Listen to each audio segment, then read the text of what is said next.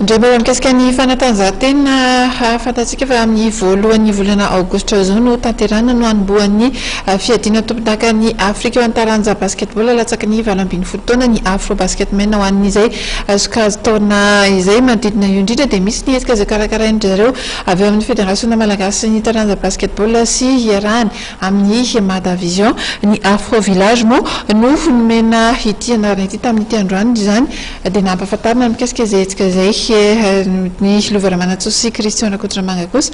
no milaza ny mikasika izay ho antsika.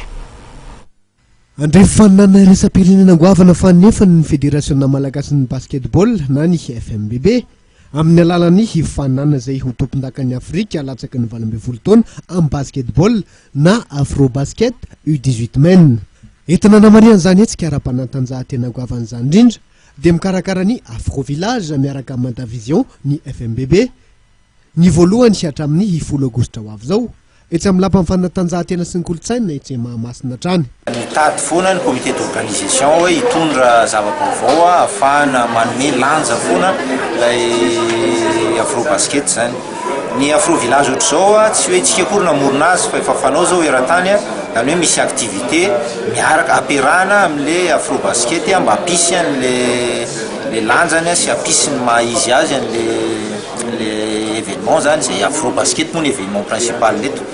Ka ny tanjona zany voalohany aloha dia zay ndresako hoe ame kokoa lanjany kokoa le Afro Basket karakaraintsika ary faharoa mba hisokatra bebe kokoa any amin'reto secteur privé reto ny fanatanjahantena amin'izao fotoana izao satria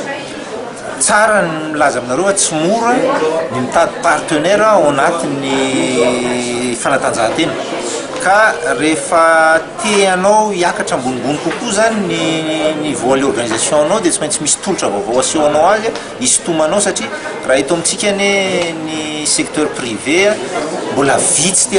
tena lazaina hoe vitsy mihitsy ary matetika reo le manao ihany manao ka izao zany anisan'ny ataontsika hoe produit vaovao mety eritreretina aorindrinao ahafahana atongavana ny olona tia misehatra ny fandraharana tonga tsy moramora makaty amin'ny sehatra ny fanatanjahantena. Mahatratra efatra alina nisan'ireo mpitsidika andrasana mandritra ty hetsika ty ary ahitana mpitsidika malagasy sy ireo mpilalao sy délégationna vahiny misy 900 eo. Ankoatrareo sehatra asa maro samihafa ho voasolo-tena mandritra ty hetsika izay natokana ho an'ireo mpitsidika sy mpizahatany ty